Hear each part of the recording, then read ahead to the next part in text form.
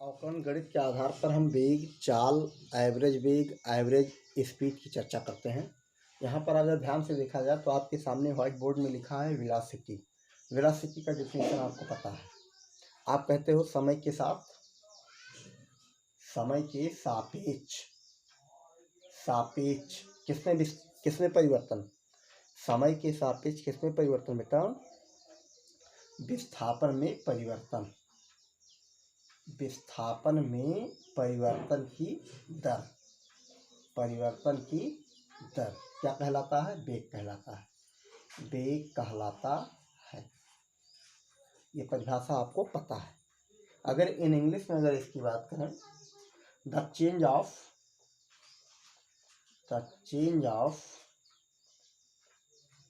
Displacement,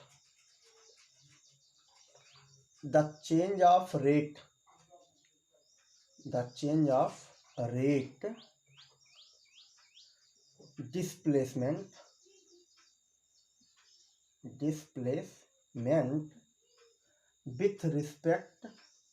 with respect time is known velocity, उसको क्या कहते हैं सभी लोग? वेलोसिटी कहते हैं। अब यहाँ पर देखिए, हम चूंकि अवकलन गणित में इस चीज़ को हम बताने का प्रयास करने जा रहे हैं तो इसको जानना जरूरी होगा। तो यहाँ से वेलोसिटी को हम सभी लोग क्या कह सकते हैं? v इक्वल कह सकते हो आप, v इक्वल कह सकते हो d by T. d means यहाँ डिस्प्लेसमेंट से भाव लिया जाएगा, डिस्प्लेसमेंट से भाव लिया जाएगा, ध्यान रखिएगा। ठीक, कितना बात समझ में आ गया? इसमें कोई सस्पेंशन तो है नहीं। अच्छा, चूंकि हम अवकलन गणित में आपसे बात करना चाह रहे हैं तो यहाँ पर आपको पता है डिस्प्लेसमेंट, विस्थापन में परिवर्तन, change of displacement, the rate of change होना चाहिए था, यहाँ इसको करेक्ट कर लीजिएगा आप सभी लोग। The rate of change displacement होना चाहिए। यहाँ देखिए, आपको पता होना चाहिए अवकलन का अंग्रेजी होता है डिफरेंशिएशन।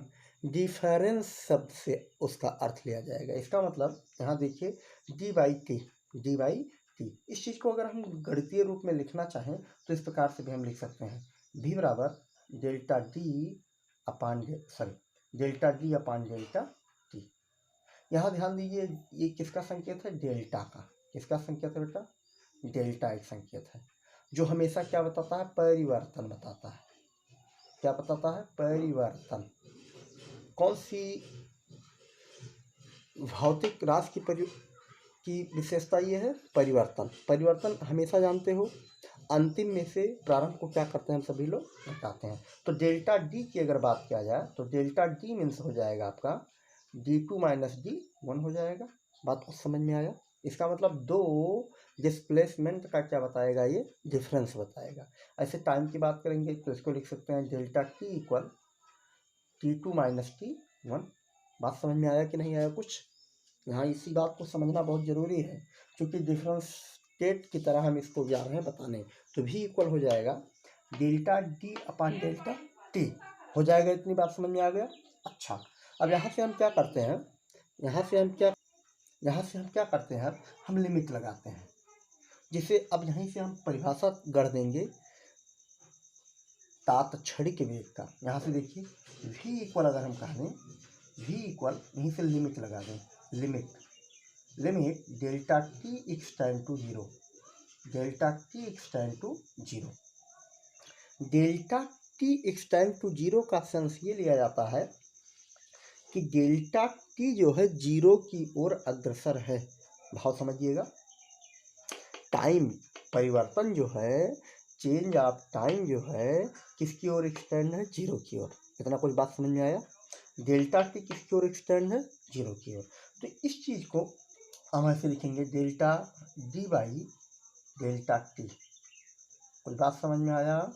दिव्या सिंह, श्रेया, आरती, कुछ बात समझ में आया बेटा? ये भाव केवल है, मतलब ये जीरो है नहीं डेल्टा टी, बल्कि जीरो की ओर अग्रसर है। बात समझिएगा, डेल्टा टी आपका जीरो नहीं है बल्कि जीरो की ओर अग्रसर है। बात को समझ में आया? अब जब यहाँ से हम लिमिट हटाएंगे, क्या करेंगे, लिमिट, तो ये क्या वैल्यू देगा, ध्यान दीजिए। अगर लिमिट को हम गायब कर देंगे तो डिफरेंस स्टेट जो आपका डेल्टा है वो किस में चेंज हो जाएगा, डिफरेंस स्टेट में चेंज हो जाएगा। किस में चेंज हो जाएगा, डिफरेंस स्टेट में, डी में चेंज हो जाएगा। यहाँ से चूंकि हमने डी लेकर चला है तो इस चीज़ को हम थोड़ा चेंज कर देते हैं अपने तरफ से, क्योंकि डिफरेंस स्टेट को भी डी से लोकेट करते हैं, डिस्प्लेसमेंट को भी डी से लोकेट करेंगे तो आपके लिए दिक्कत होगी।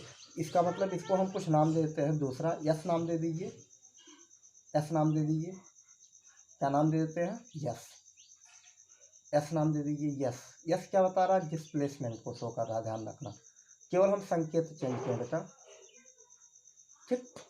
अब यहाँ से देखिए, अगर हम डेल्टा टी, यहाँ पर ध्यान दीजिए, अगर हम डेल्टा टी को गायब करेंगे जो कि किसकी ओर एक्सटेंड है, जीरो की ओर, लिमिट को जैसे आप गायब करोगे तो ये अपना रूप बदल कर किसके रूप में चला जाएगा, अवकलन फॉर्म में चला जाएगा।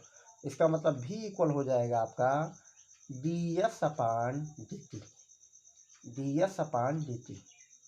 कुछ बात समझ में आया कि नहीं आया, कुछ बात समझ में आया बेटा। जैसे हम लिमिट हटाए यहाँ से तो ये किस रूप में फॉर्म में हो गया, डिफरेंशिएशन फॉर्म में हो गया, जो डी अपान डी एक्स के रूप में आपको हमने बताया था। कुछ बात समझ में आया। और ये डी एस क्या है और डी टी क्या है, इसको जान लीजिए। डी एस क्या है, सूक्ष्म विस्थापन, सूक्ष्म विस्थापन। और ये डी टी क्या है आपका, डी टी क्या है, सूक्ष्म समय, सूक्ष्म समय। इसी को क्या कहा जाएगा, तात्कालिक वेग कहा जाएगा, इंस्टैंटेनियस वेलोसिटी कहा जाएगा। क्या कहा जाएगा, इंस्टैंटेनियस वेलोसिटी कहा जाएगा। कुछ बात समझ में आया, तात्कालिक वेग, ठीक। इसको क्या कहा जाएगा, डीएस को क्या कहा जाएगा, सूक्ष्म विस्थापन, और डीटी को क्या कहा जाएगा, सूक्ष्म समय। कुछ बात समझ में आया। इसका मतलब वेलोसिटी का दूसरा सूत्र आपके सामने आ गया, v equal D S upon D T, ठीक। समझ में आया बच्चों कि नहीं आया, बिल्कुल हमें उम्मीद है कि आपके समझ में आ गया होगा। शहबाज, माता प्रसाद, यहाँ ध्यान दीजिए, लिमिट का इस्तेमाल किया। लिमिट का मतलब एक बाउंड्री की बात की जाती है, बाउंड्री में डेल्टा टी जीरो की ओर एक्सटेंड है, बल्कि ये जीरो नहीं है, जीरो की ओर अग्रसर है परंतु ये जीरो नहीं है। बात समझ में आया। और इस पर कुछ एप्लीकेशन हम तुरंत बता देते हैं, तुरंत क्या बता देते हैं, एप्लीकेशन एक बता देते हैं। एक समीकरण दिया गया है, यस इक्वल 5 को इसको 6 बना दें, 6t² + 3t। ये एक समीकरण को लोकेट कर रहा है, जहाँ यस क्या है, डिस्प्लेसमेंट है, और टी क्या है, टाइम है। तो आपको इस इक्वेशन की सहायता से वेलोसिटी को क्या करना है, मेंशन करना है। ये आपका मीटर में दिया गया है, किस में दिया गया है, मीटर में। ये वाई क्या, यस क्या है, डिस्प्लेसमेंट, विस्थापन को शो कर रहा है। तो आपको क्या निकालना है, वेलोसिटी निकालनी है। तो वेलोसिटी निकालने के लिए आपको पता है D S upon D T होता है, D S upon D T. इसका मतलब क्या निकालना होगा, आपको अवकलन करना होगा। क्या करना होगा आपको, अवकलन, डिफरेंशिएट करना होगा। तो यहाँ से क्या करते हैं, हमें पता है कि यस इक्वल आपका दिया गया है 6t² + 3t। तो इसका क्या करते हैं, हम डिफरेंशिएट कर देते हैं, किसके सापेक्ष, टाइम के सापेक्ष। तो लिखा जाएगा समय के सापेक्ष, समय के सापेक्ष क्या करने पर, अवकलन करने पर। अवकलन मीन्स डिफरेंशिएट करने पर, अवकलन करने पर। तो अवकलन करेंगे तो डी किसके सापेक्ष आप कहे हो, समय के सापेक्ष। समय को क्या कहेंगे हम, सूक्ष्म समय, dt से बात करेंगे। तो d/dt से क्या करेंगे, दोनों पक्षों में हम गुणा कर देंगे, ds अपान dt हो गया, ठीक, बराबर हो जाएगा d/dt हो जाएगा। ये ध्यान दीजिए, दोनों पक्षों में हम गुणा कर देंगे। कोई बात समझ में आया, बिल्कुल समझ में आ जानी चाहिए, इतनी बात समझ में आया। तो यहाँ से आपको समझ में आ रहा होगा कि डी अपान डी एक्स इस्तेमाल करते थे, लेकिन यहाँ टाइम के रिस्पेक्ट में बात कर रहे हैं ना। तो ये डी टी जो है टाइम के सापेक्ष जब इसका अवकलन कर देंगे तो D S upon D T ही आपका क्या बताता है, वेलोसिटी बताता है, सूक्ष्म विस्थापन बटा सूक्ष्म समय अंतराल, अभी आपको बताए हैं। तो ये क्या बताएगा, वेलोसिटी बताएगा, कॉमन सी बात है। बात समझ में आया। अब यहाँ डिफरेंशिएट करेंगे तो 1 to 2 पार्ट्स हैं, तो यहाँ से देखिए 2 पार्ट्स पर हम बात करते हैं, डी अपान डी टी। ये हो जाएगा 6t²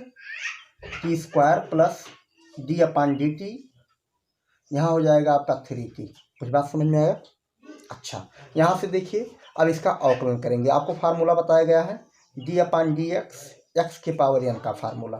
तो n आगे आकर क्या करेगा, जो पावर है आगे आकर मल्टीप्लिकेशन करेगा और x के पावर में से जो है उसमें से एक क्या होगा, सब्ट्रैक्ट हो जाएगा। तो यहाँ देखिए t का पावर कितना है, 6 है, कितना 6, और 6 के आगे सॉरी t के पावर 2 है और यहाँ पर 6 क्या कर रहा है, मल्टीप्लिकेशन कर रहा है। तो ये कितना हो जाएगा, 6 दूना 12 हो जाएगा। बात कुछ समझ में आया कि नहीं आया। जो यहाँ पर अंक होंगे उसी के साथ इस पावर का मल्टीप्लिकेशन हो जाएगा। अगर अंक ना होता तो 1 मान कर चलते, ठीक, तो 1 से गुणा होता, तुरंत यहाँ 6 है तो 6 दूना 12 हो जाएगा और t के पावर आपका हो जाएगा 2 - 1, 2 - 1 करेंगे तो ये हो जाएगा आपका 1, प्लस आगे चिन्ह।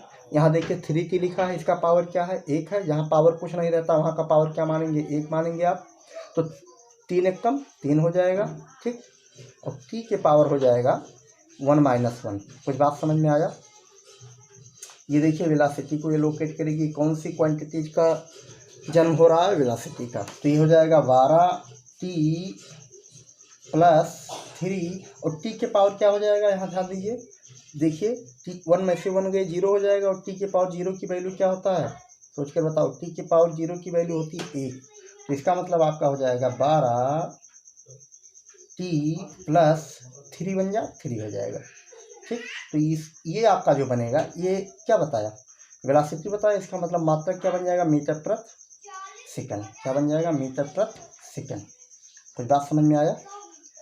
12t + 3 मीटर प्रति सेकंड। अगर यहीं से हम एक चीज़ और जोड़ देते, t बराबर 3 सेकंड पर, t बराबर कितना सेकंड दिया गया, 3 सेकंड पर वेलोसिटी आप याद करिए तो क्या होगा, t बराबर 3 सेकंड पर वेलोसिटी क्या होगा। तो क्या करेंगे, t बराबर 3 इसमें प्लेस कर दीजिए।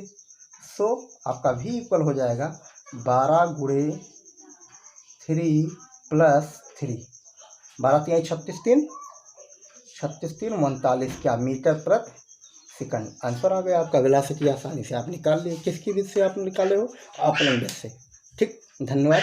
अन्य प्रॉब्लम भी ऐसे हम सॉल्व करेंगे। धन्यवाद। अभी एक्सीलरेशन को भी बताना है। धन्यवाद।